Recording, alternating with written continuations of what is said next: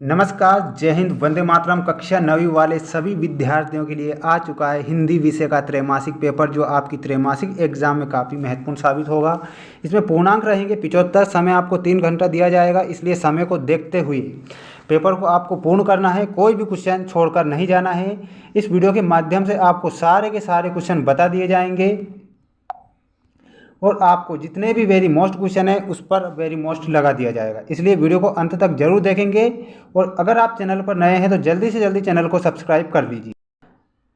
देखिए, सारा का सारा जो पेपर है आपको बता दिया जाएगा। इसमें सभी के आंसर इस वीडियो के माध्यम से आपको बता दिए जाएंगे, इसलिए जल्दी से जल्दी चैनल को सब्सक्राइब कर लीजिए। आइए शुरुआत करते हैं पहले प्रश्न से। इसमें मैं आपको बताऊँगा सही विकल्प चुनकर लिखिए वाले सारे के सारे वेरी मोस्ट क्वेश्चन। पहला जो क्वेश्चन आपसे पूछा गया है वो पूछा गया है कबीर की भाषा है। कबीर की कौन सी भाषा है? अवधी, ब्रज, राजस्थानी या फिर सदुक्कड़ी। इसका करेक्ट आंसर क्या हो जाएगा? वो हो जाएगा option number D is the correct answer, क्योंकि कबीर दास की भाषा कैसी थी? कबीर दास की भाषा सदुक्कड़ी भाषा थी। कैसी भाषा थी? सदुक्कड़ी। आपको याद रखना रहेगा। नेक्स्ट क्वेश्चन, रसखान कवि पशु बनकर रहना चाहते थे। कृष्ण की धेनुओं के साथ, घर में, गौशाला में या फिर जंगल में। देखिए, रसखान कवि पशु बनकर रहना चाहते थे किसके साथ? कृष्ण की धेनुओं यानी कि गायों के साथ, घर में, गौशाला में या फिर जंगल में। इसका जो करेक्ट आंसर होगा कृष्ण की धेनुओं के साथ। किसके साथ रहना चाहते थे पशु बनकर? कृष्ण की धेनुओं के साथ। ऐसा आपको याद रखना रहेगा। ग्राम श्री कविता में कवि ने सुंदरता का मनमोहक चित्रण किया। राष्ट्र प्रेम, प्रकृति, समाज की समानता या प्रजातंत्र। इसका जो करेक्ट आंसर होगा वो हो जाएगा option number B is the correct answer, प्रकृति। ग्राम श्री कविता में कवि ने सुंदरता का मनमोहक चित्रण किया। प्रकृति का। किसका किया था? तो प्रकृति का किया था। नेक्स्ट क्वेश्चन है, मेघों की तुलना की गई है। मेघों की तुलना किससे की गई है? पाहुन से, विदेशी से, बादल से या फिर वर्षा से। इसका जो करेक्ट आंसर याद रखना है आपको पाहुन से, क्योंकि मेघों की तुलना किससे की गई थी? वो की गई थी पाहुन से। पाहुन is the correct answer. Next है, हिंदी साहित्य के इतिहास में स्वर्ण युग कहलाता है।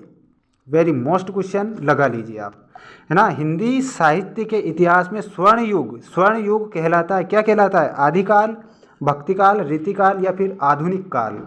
इसका करेक्ट आंसर क्या होगा? भक्तिकाल। हिंदी साहित्य के इतिहास में स्वर्ण युग किसे कहते हैं? भक्तिकाल को स्वर्ण युग के काल के नाम से भी जाना जाता है। भक्तिकाल को स्वर्ण युग काल के नाम से भी जाना जाता है। आइए नेक्स्ट क्वेश्चन है, वो पूछा गया है आपसे, इस शाखा के कवियों ने कृष्णा को यानी कि श्री कृष्ण को लोक रंजक के रूप में मान्यता दी है। राम भक्ति शाखा, कृष्ण भक्ति, प्रेम मार्गी या फिर ज्ञान मार्गी। Very most question.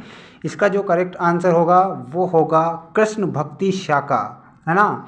इस शाखा के कवियों ने कृष्ण को लोक रंजक के रूप में मान्यता दी। कृष्ण भक्ति शाखा इज द करेक्ट आंसर हो जाएगा। इसके बाद मैं आपको बताऊंगा रिक्त स्थानों की पूर्ति कीजिए वाले सारे के सारे महत्वपूर्ण प्रश्न, जो आप अपनी कॉपी में नोट कर लेंगे। उपन्यास सम्राट के नाम से जाने जाते हैं। कौन जाने जाते हैं? उपन्यास सम्राट के नाम से कौन जाने जाते हैं? ऐसा आपसे क्वेश्चन में पूछा गया है। जयशंकर प्रसाद, प्रेमचंद, लक्ष्मी नारायण मिश्र।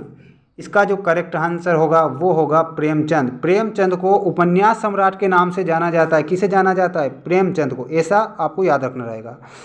उच्च कुल में उत्पन्न होने वाला कहलाता है कुलीन, गुणवत्ता या फिर उत्पाद। जो उच्च कुल में, देखिए, उच्च कुल में उत्पन्न होने वाला क्या कहलाता है? कुलीन कहलाता है, गुणवत्ता कहलाता है या फिर उत्पाद कहलाता है। इसमें आपको बताना होगा कुलीन is the correct answer. Harishankar Parsai ji की प्रसिद्ध रचना है गोदान, शिरीष के फूल, सदाचार की ताबीज। इसका करेक्ट आंसर क्या होगा? सदाचार की ताबीज इज द करेक्ट आंसर हो जाएगा।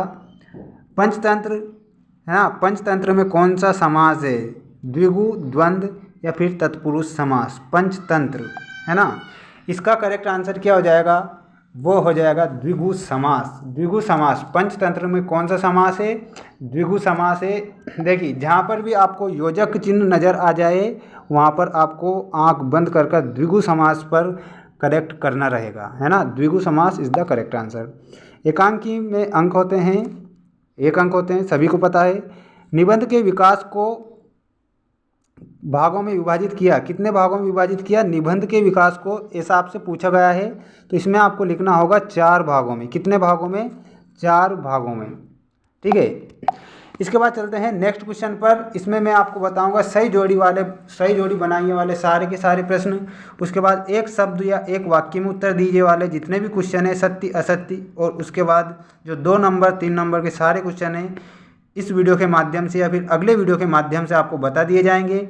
इसलिए जल्दी से जल्दी चैनल को सब्सक्राइब कर लीजिए क्योंकि सारे के सारे क्वेश्चन अगले वीडियो में आने वाले हैं। मिलते हैं नेक्स्ट वीडियो में। जय हिंद, जय भारत।